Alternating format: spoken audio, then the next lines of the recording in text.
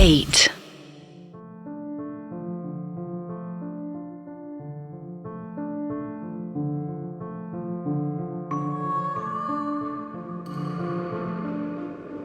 वेदा के सामने नई मुसीबतें खड़ी होती जा रही थी।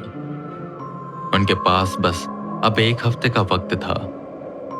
एक हफ्ते के अंदर उन्हें प्रोजेक्ट 54 को शैडो क्लैन के सामने लाना था, वरना एक हफ्ते बाद वो मारे जाते और वो सारे शैडो क्लैन वाले उनके टुकड़े टुकड़े कर उन्हें खा जाते। वेदा लंगड़ाते लंगड़ाते उस रिसर्च सेंटर से बाहर निकले। जमीन पर गिरा कैमरा उन्होंने उठाया। सब वेदा की हालत देखकर हैरान हो गए। शरीर पर जगह जगह चोटें लगी हुई थी, मुंह से थोड़ा खून निकल रहा था और पेट पर भी बड़ा घाव था। प्रेसिडेंट ने जल्दी से दोनों चॉपर वहां पर भेजे और वो वेदा को लेकर वापस से इंडिया के लिए निकल गए। वेदा की हालत बद से भी बदतर हो चुकी थी। वो एक तरह से अधमरे हो गए थे। जो उनकी पीठ पर घाव था, वो सब देख देख कर और भी ज्यादा चिंतित हो रहे थे। जैसे वेदा इंडिया पहुंचे, उन्हें अस्पताल में एडमिट किया गया। हालांकि वेदा के पास इतना समय नहीं था, क्योंकि अटलांटिका से इंडिया आने में ही उनको काफी वक्त लग गया था और उन्हें जल्द से जल्द कोई प्लान बनाना था और प्रोजेक्ट 54 को शैडो क्लैन के सामने लाना था। पर सब उन्हें उठने तक नहीं दे रहे थे। उन पर तरह तरह के ट्रीटमेंट्स किए जा रहे थे।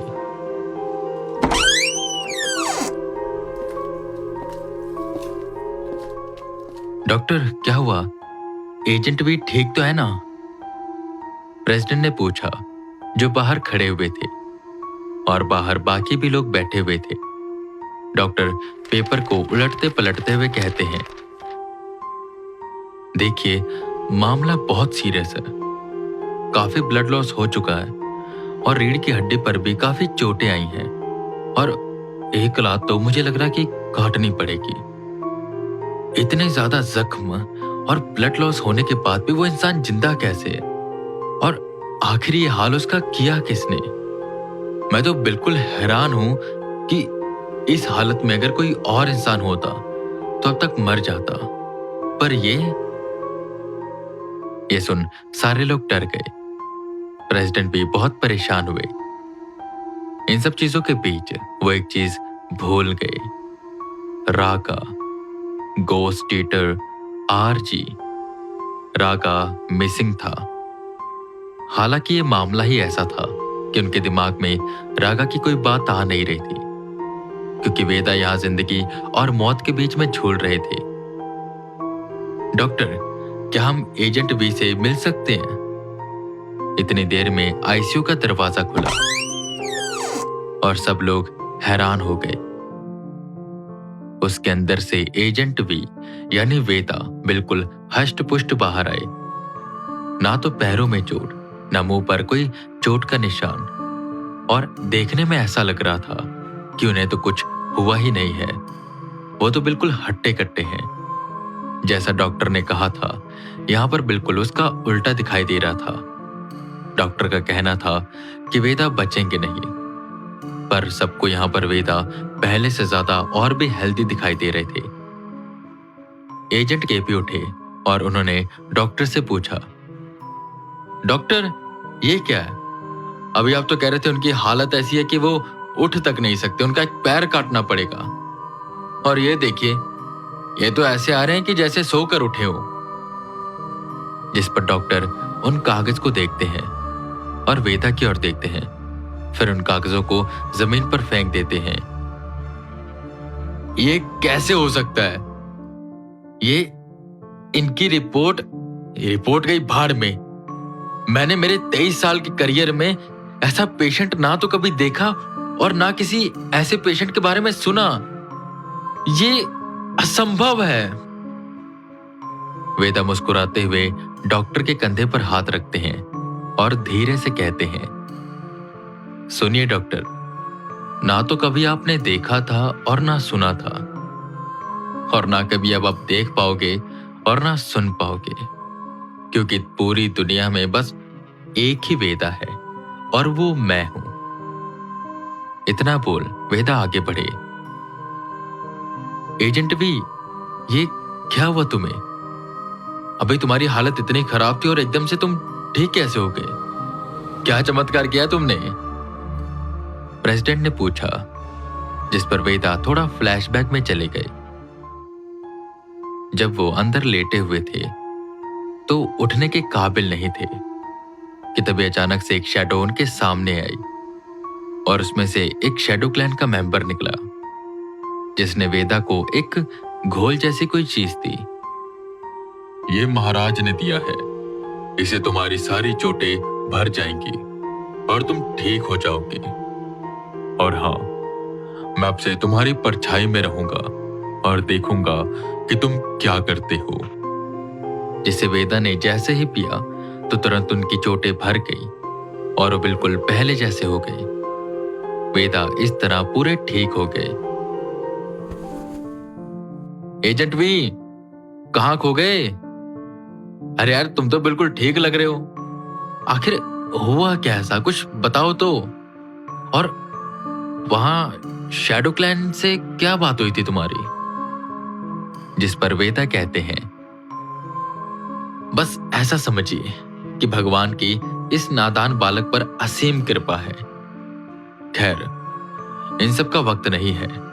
उन शैडो क्लैन ने मुझे एक सीक्रेट मिशन दिया है, जिसके बारे में मैं भी किसी को भी नहीं बता सकता, वरना आप सबकी जान भी खतरे में आ सकती है। मेरे पास बस 1 हफ्ते का समय है। 1 हफ्ते के अंदर अगर मैंने मिशन पूरा कर दिया तो सब कुछ ठीक हो जाएगा, और अगर नहीं कर पाया तो शायद 1 हफ्ते बाद मैं आपको दिखूं ही ना। मिलते हैं 1 हफ्ते बाद, अगर जिंदा बचा। ये सुन सब लोग हैरान हो गए। आखिर क्या करने वाले थे वेदा और कैसे वो ये करेंगे? सब सोच सोच कर अपना सर खुजा रहे थे। वही वेदा निकल चले थे आसाम की ओर, बेताल से मिलने। उनके दिमाग में एक तरकीब थी और उस तरकीब से वेदा प्रोजेक्ट 54 को आराम से पकड़ सकते थे। ऐसा करता हूं, एक पत्थर बेताल से ले लेता हूं और किसी तरह पता करके वो जो दूसरे पत्थर का हिस्सा है जो देवों के पास है, एक पत्थर वहां से भी ले लेता हूं। कुल पत्थर के 3 हिस्से हैं, जिनमें से एक बेताल के पास है, एक देव के पास और एक वो प्रोजेक्ट 54 ले गया था मुझसे। अगर मैंने बेताल से पत्थर लिया और देव से पत्थर ले लिया तो इन दोनों पत्थर की लालच में प्रोजेक्ट 54 अपना वो वाला पत्थर लेकर आएगा। और बस मुझे यही चाहिए, किसी तरह प्रोजेक्ट 54 सामने आ जाए और मैं उसे शैडो क्लैन को सौंप दूं। बस जैसा मैं सोच रहा हूं वैसा हो जाए। ट्रेन में बैठे बैठे वो ये सब सोच रहे थे। ट्रेन तेजी से आगे बढ़ती जा रही थी। उन्हें बस अब किसी न किसी तरह जल्द से जल्द वो पत्थर लेना था, वो पत्थर जो बेताल के पास रखा हुआ था। वो बार बार अपनी परछाई की ओर देख रहे थे, जिसके अंदर से हरी हरी आंखें उन्हें देख रही थी और ये समझने की कोशिश कर रही थी कि वेदा आखिर क्या करने वाले हैं। वो बिल्कुल किसी चौकीदार की तरह था, जो वेदा को देखता, वेदा की गतिविधियों को नोटिस करता और उन्हें जाकर महाराज, जो उन शैडोज का राजा है, उन्हें बताता। वेदा ये सब बातें बहुत अच्छे से जानते थे, पर खैर उन्हें अब किसी न किसी तरह उस प्रोजेक्ट 54 को अपने जाल में फंसाना था और इसके बाद वो अपनी सारी चिंताओं से मुक्त हो जाते। प्रोजेक्ट 54, शैडो क्लैन, ओक्स, गोब्लिन्स सब चले जाते और शायद इसके बाद उनका जीवन सामान्य हो जाता। कहा जाता है, जब समुद्र में कुछ देर की शांति आती है तो इसका मतलब ये नहीं होता कि समुद्र शांत हो गया। पीछे से आती लहरें उसे उथल पुथल करने के लिए तैयार रहती हैं और शायद ऐसा ही कुछ वेदा की जिंदगी में भी होने वाला था।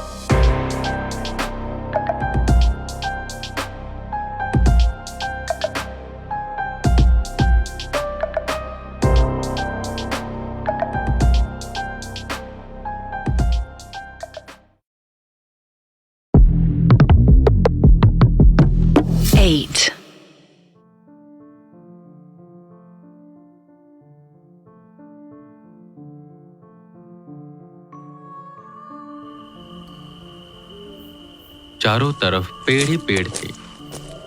सूखे पत्तों को, लकड़ियों को पैरों से मसलते हुए वेदा बस आगे की ओर बढ़ते जा रहे थे। असम के उसी जंगल में वो वापस आए थे जहां उन्हें वो बेताल मिला था। वही जगह जो ब्रह्मपुत्र नदी के बिल्कुल पास में थी।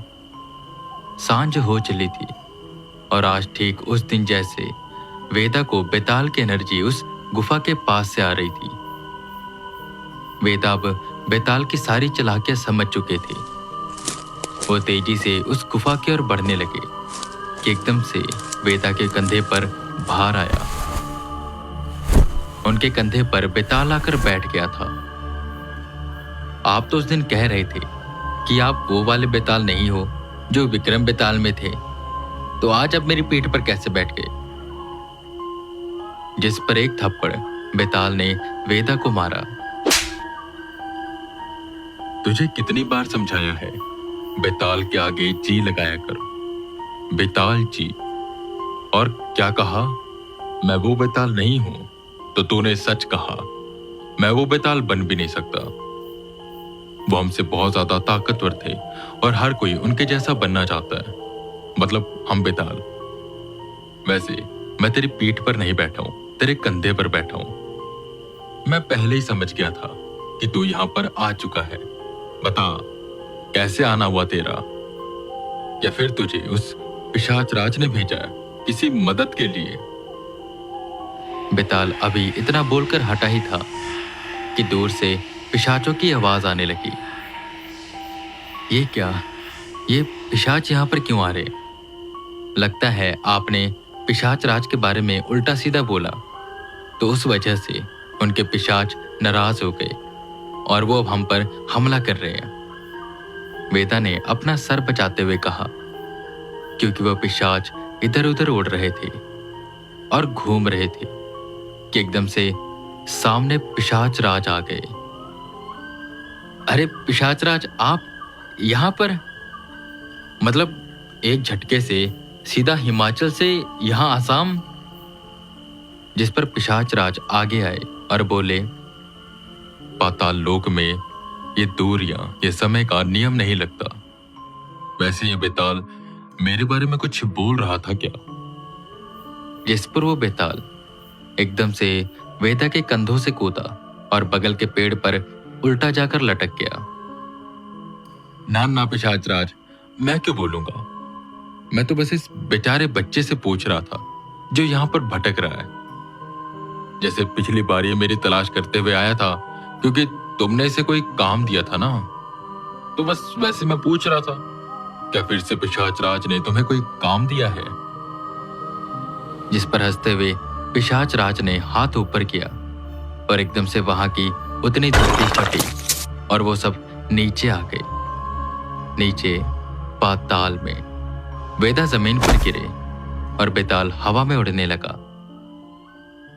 पिशाच राज, कम से कम बता तो दिया करो। ये देखो, तुम्हारी वजह से बेचारा बच्चा गिर गया। खिल्ली उड़ाते हुए बेताल ने कहा, जिस पर पिशाच राज शांत रहे।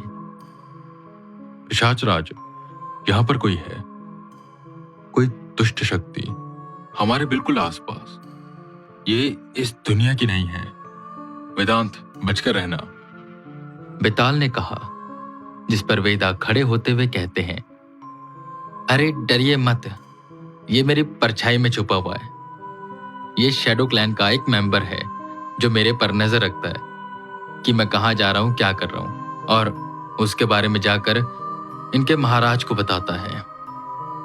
उन दोनों ने वेदा की परछाई की ओर देखा तो उस अंधेरी परछाई से दो आंखें उभर कर उन्हें देख रही थी। ये कुछ नहीं कहेगा हमें, बस ये हमारे पर नजर रखने के लिए। आप दोनों मेरी बात ध्यान से सुनिए। मुझ पर बहुत बड़ी मुसीबत आ चुकी है और आपको मेरी मदद करनी पड़ेगी। मेरे पास बस एक ही हफ्ता है और अगर एक हफ्ते में कुछ भी नहीं हुआ तो वो मुझे मार देंगे। ये सुन बेताल और पिशाच राज गंभीर हुए।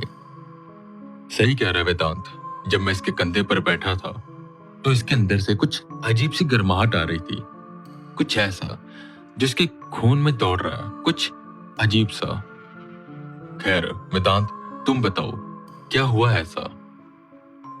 जिस पर वेदा ने उन दोनों को सारी बात बताई। जैसे जैसे वेदा उन दोनों को ये सब बता रहे थे, वो दोनों भी चिंतित होते जा रहे थे। वेदांत, ये सब कैसे, और अब हम क्या करेंगे इसके लिए?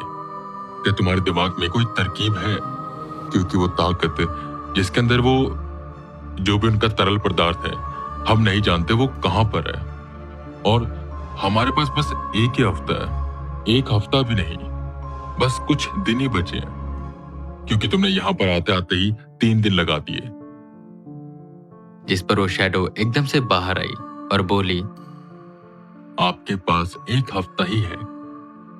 महाराज ने कहा है कि मैं आपको बता दूं कि आपका हफ्ता आज से शुरू हुआ है। वो भी इसलिए क्योंकि हमें दवाई देने में थोड़ी देरी हो गई थी। आप अपना काम जारी रखिए।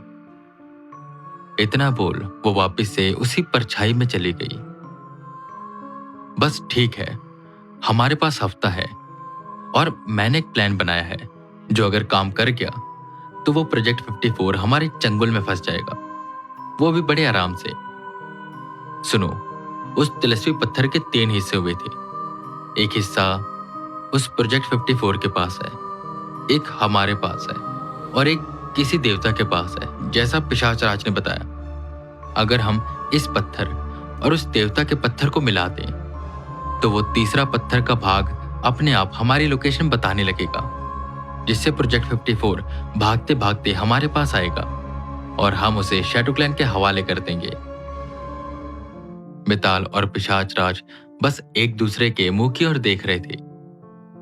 जिस पर वेदा उनसे पूछते हैं कि उन्हें यह प्लान कैसा लगा, जिस पर पिशाच राज आगे आते हैं और वेदा को बताते हैं। वेदांत, जैसा तुम सोच रहे हो ये इतना भी आसान नहीं है। वो देवता यहां पर नहीं है और ऐसा कोई रास्ता भी नहीं है कि जिससे हम वहां तक जा सकें। और मान लो अगर पहुंच भी गए तो वो तुम्हें ऐसे ही पत्थर थोड़ी दे देगा। बेताल ने हामी भरी और वेदा का मुंह लटक गया। और वेदा के हाथ का वो टैटू चमकने लगा। एक तेज आवाज वहां पर गूंजी।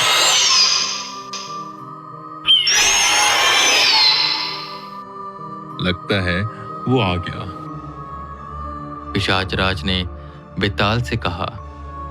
बेताल ने हामी भरी। वही सफेद बड़ा पक्षी उड़ते हुए वहां पर आया।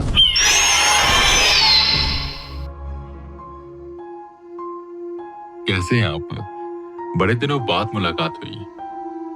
बेताल ने कहा, जिस पर उस पक्षी ने भी हामी भरी और कहा, वेदांत, तुम चिंता मत करो, मैं तुम्हें उस देवता तक पहुंचा दूंगा, पर तुम्हें उसे विश्वास दिलाना होगा कि तुम बुरे नहीं हो, अच्छे हो, और उसे अपनी इस तरकीब के बारे में भी समझाना पड़ेगा, तभी वो तुम पर भरोसा करेगा। हमारे पास इतना वक्त नहीं है, और हाँ, वहां पर ये नहीं जा सकता। उस पक्षी ने वेदा की परछाई की ओर इशारा किया, जिस पर उस परछाई से वो शैडो क्लैन का मेंबर बाहर आया। ठीक है, मैं नहीं जाऊंगा वहां पर, और वैसे भी मेरे मालिक ने मुझे आदेश दे दिया है, तो आप जाइए, हम आपका इंतजार करेंगे। और हाँ वेदांत, मालिक ने एक और बात कही है, कोई भी होशियारी मत करना, वरना तुम जानते हो हमें। उसने चेतावनी दी। वेदा जल्दी से उस बड़े पक्षी के ऊपर बैठे और वो पक्षी वेदा को आसमान की ओर लेकर जाने लगा।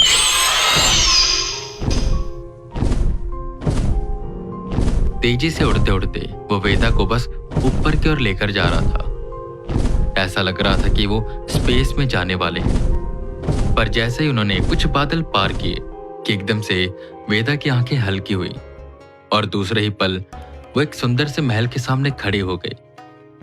वो महल जो सोने से बना हुआ था और वहां पर सुंदर सुंदर वाटिकाएं थी, मोर थे और गायें भी थी। वो बिल्कुल एक भव्य मंदिर की तरह लग रहा था और उसके अंदर से इतनी पॉजिटिविटी आ रही थी कि वेदा वहीं पर आराम से बैठ गए। इतनी शांति उन्हें पहली बार अनुभव हुई थी। शायद यही वो जगह थी जहां पर वो देवता मिलते जिनके पास उस पत्थर का तीसरा हिस्सा था।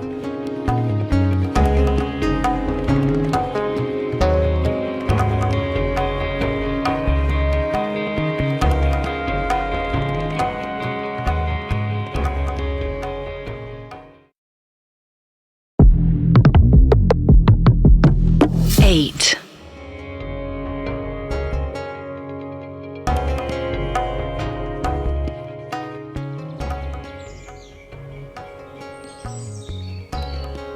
वेदा एक सुंदर से महल के सामने खड़े थे। आसपास खूबसूरत बगिया थी जहां पर फूल फल लगे हुए थे और वहां पर ढेर सारे जीव भी थे जो देखने में बहुत सुंदर लग रहे थे, जैसे गाय, मोर, हाथी, घोड़े। ये दृश्य बेहद मन लुभावना था। वेदा को तो यकीन ही नहीं हो रहा था कि वो ये सब देख रहे हैं। ये किसी सपने की तरह था और ऐसा लग रहा था कि वो सपने में स्वर्ग आ चुके हैं। क्या यही स्वर्ग है? वेदा ने पूछा, जिस पर वो सफेद पक्षी उड़ते हुए बोला, नहीं वेदांत, स्वर्ग तो इससे भी लाख गुना सुंदर है। ये तो बस देव पुष्कर जी का महल है जिनके पास वो पत्थर का तीसरा अंश है। मैं अंदर नहीं जा सकता। मेरा काम बस तुम्हें यहां तक पहुंचाना था। वेदांत, अब तुम आगे जाओ और आगे का काम तुम्हें ही संभालना है। मैं आशा करता हूं कि तुम अपने काम में सफल होगे और उस पत्थर को लेकर वापस आओगे। तुम जैसे उस पत्थर के अंश को लेकर बाहर निकलोगे, मैं तुम्हें यहीं पर दिखाई दूंगा। अभी के लिए मैं चलता हूं। वो सफेद पक्षी वहां से चला गया और वेदा वहां खड़े होकर बस यहां वहां देखने लगे। आसमान में देखा तो नवग्रह दिखाई दे रहे थे। चांद भी दिख रहा था और उसी समय सूरज भी दिख रहा था। और हैरान करने वाली बात तो ये थी कि उन्हें पृथ्वी भी दिखाई दे रही थी। ये वो कहां पर आ गए थे वो समझ नहीं पा रहे थे। हालांकि वो पंडित थे तो इतना उन्हें पता था कि वो भी दिव्य लोक में हैं। वेदा धीरे धीरे अपने कदम आगे की ओर बढ़ाने लगे। उन्हें एक बड़ा सुंदर सा गेट दिखाई दिया जो पूरा सोने का बना हुआ था और उस गेट के सामने अप्सराएं खड़ी थी। सिर्फ कहने वाली अप्सराएं नहीं बल्कि असल की अप्सराएं। जैसे ही वेदा उस द्वार के पास पहुंचे तो वो सब अप्सराएं वेदा को रिझाने लगी। वेदा जो ब्रह्मचर्य का पालन करते थे वो उनके स्पर्श से भी दूर हो रहे थे। वो बार बार वेदा को अपने पास बुला रही थी। वेदा बस हाथ जोड़कर सीधे खड़े हो जाते हैं और कहते हैं, माताएं और बहनें, जैसा आप समझ रहे हैं वैसा कुछ भी नहीं हो सकता। मैं यहाँ पर एक जरूरी काम से आया हूँ और मैं ब्रह्मचर्य का पालन करता हूँ। आप सब बहुत सुंदर हैं। मैं आपका अनादर नहीं कर रहा हूं, पर आप मुझे क्षमा करें और मुझे जाने दें। जिस पर एकदम से वो सारी अप्सराएं राख में बदल गई और वो सोने का द्वार खुल गया। आसमान से एक आवाज आई, काम की इच्छा को जो मनुष्य काबू कर लेता है और अपने लक्ष्य के प्रति समर्पित रहता है वही श्रेष्ठ पुरुष होता है। माया के जाल में फंसकर बार बार एक ही कुकर्म करने वाले लोग कभी भी इस द्वार के पार नहीं आ सकते। तुम्हारे अंदर काम, लोभ, छल नहीं है, इसलिए तुम आ सकते हो। वेदा हाथ जोड़कर नमन करते हैं और आगे बढ़ने लगते हैं। वेदा उस महल के सामने पहुंचे जहां पर एक द्वारपाल खड़ा था। वो वेदा को देखकर उनके करीब आया और बोला, कौन हो आप और आप यहां पर क्या कर रहे हो? अगर आप भूले भटके यहां पर आ गए हो तो मैं आपको बता दूं कि ये देव पुष्कर का महल है। जिस पर वेदा ने कहा, मैं भूले भटके नहीं आया हूं, मुझे देव पुष्कर जी से ही मिलना है। आप कृपया करके मुझे अंदर जाने दीजिए। उस द्वारपाल ने वेदा को ऊपर से नीचे तक देखा और एक ताली मारी, जिसे एक सेवक अचानक से प्रकट हो गया। महाराज से कहो कि कोई इंसान उनसे मिलने आया है, इन्हें अंदर आने दूं या नहीं, द्वारपाल ने कहा, जिस पर वो सेवक सर झुकाकर वहां से गायब हो गया। वैसे आप यहां पर कैसे आ गए? मतलब देव पुष्कर के पास? इंसान तो धन शोहरत के लिए अलग अलग भगवानों की पूजा करता है और उनकी आराधना करता है। अपने मतलब के लिए जल देवता, अग्नि, पवन देव, इन देवों की आराधना करता है ताकि उनसे कुछ ना कुछ वो ले सके। उसमें पहली बार ऐसा हुआ है कि कोई इंसान देव पुष्कर के पास आया है। देव पुष्कर जो बस एक सामान्य देव हैं, हालांकि उनका अगर आशीर्वाद रहता है तो आपके सारे काम सफल हो जाते हैं। हो तो तुम भी इंसान ही, तुम्हें भी कोई ना कोई मतलब होगा, इसलिए तुम इनके पास आए हो। बताओ ऐसा क्या काम है? उस द्वारपाल की ये बात वेदा को बहुत हद तक सही लगी, क्योंकि सच में इंसान बस अपने मतलब के लिए ही भगवान को याद करता है। उनके दिमाग में एक दोहा घूमने लगा, दुख में सुमिरन सब करे, सुख में करे न कोई, जो सुख में सुमिरन करे तो दुख काहे होए। आज के वक्त में ये बस एक दोहा था, लोग इसे बस सुनने भर और बोलने के लिए इस्तेमाल करते थे, इसको कोई अपने जीवन में उतारता नहीं था। खैर, इसकी अपेक्षा भी नहीं की जा सकती थी, क्योंकि आजकल के इंसान माया जाल में फंस चुके थे। वेदा ये सब सोच ही रहे थे कि उतनी देर में वो सेवक वापस आया और उसने द्वारपाल को धीरे से कुछ कहा, जिसे वेदा सुन नहीं पाए। एकदम से द्वारपाल वेदा के पास आई, उसने वेदा का हाथ पकड़ा और वो सब महल के अंदर पहुंच गए, जहां पर सोने के सिंहासन पर देव पुष्कर बैठे हुए थे और सामने उनके सभा बैठी हुई थी। देव पुष्कर को देखकर वेदा ने अपना सर झुकाया। कौन हो तुम और मुझसे क्यों मिलना चाहते हो? देव पुष्कर ने पूछा, जिस पर वेदा उन्हें अपनी सारी दास्तां सुनाते हैं, शुरू से लेकर आखिरी तक, और ये भी बताते हैं कि उनको वो तिलस्वी पत्थर का तीसरा हिस्सा चाहिए, जिसे सुन देव खड़े हुए और बोले, मूर्ख, तेरी इतनी हिम्मत, तू मुझसे वो तिलस्वी पत्थर का अंश मांगने आया है? खुद मेरे स्वामी ने वो मुझे दिया है, इसकी देखरेख करना मेरा कर्तव्य है। जानता भी है तू कि ये कितना खतरनाक है। इस पत्थर से ना जाने कितने मरे हुए राक्षस जिंदा हो गए थे और हमें कितनी कठिनाई हुई थी उन्हें हराने में। कितनी संधियों के बाद इसके 3 टुकड़े किए गए, क्योंकि इसे पूर्ण रूप से हम नष्ट नहीं कर सकते। और उस पत्थर का एक अंश तुम्हारे पास है और दूसरा अंश उस राक्षस के पास जो बाकी राक्षसों को जिंदा करना चाहता है। और तुझे लगता है कि मैं तीसरा अंश भी तुझे दे दूंगा ताकि तू उसे गवा दे? ऐसा कदापि नहीं हो सकता। चला जा यहां से। वेदा उन देव को अच्छे से समझाने की कोशिश करते हैं। देखिए देव, मैं आपकी बात से पूरी तरह से सहमत हूं। मैं उसे लड़ नहीं सकता, वो बहुत ताकतवर है। और मैं आपको ये बताना चाहता हूं कि अभी नीचे तबाही मची हुई है। अंधेरे की दुनिया के जीव इंसानी दुनिया में आ गए हैं। जो अंधेरे की दुनिया की रखवाली करता था वो भी इंसानी दुनिया में कैद है। देव, पूरा संतुलन बिगड़ चुका है। अगर आपने वो अंश मुझे नहीं दिया तो शैडो क्लैन सबको मार देगी और वो प्रोजेक्ट 54 किसी न किसी तरह यहां पर आ जाएगा। एक बार आप मुझे बस वो दे दो और मैं आपको यकीन दिलाता हूं कि मैं कुछ भी नहीं करूंगा उसके साथ। जैसे उसे लेकर जाऊंगा वैसे आपको लाकर दे दूंगा। उसकी पूरी जिम्मेदारी मेरी है। जिस पर वो देव कहते हैं, मनुष्य, मैं तुम्हें वो अंश दे तो दूं, पर पहले तुम्हें साबित करना होगा कि तुम उसके रखवाले के लायक हो या नहीं। आज इस समय तुम्हें एक परीक्षा देनी पड़ेगी। मैं देव पुष्कर तुम्हें एक चुनौती देता हूं और अगर तुम उसे पूरा कर दोगे तो वो तीसरा अंश तुम्हारा हुआ। ये कैसी चुनौती होगी? वेदा समझ नहीं पा रहे थे, पर कैसी भी चुनौती हो उन्हें इसका सामना करना था और उस पत्थर का तीसरा हिस्सा लेकर जाना था। तभी वो उस प्रोजेक्ट 54 को पकड़ पाते और शैडो क्लैन के हवाले कर पाते।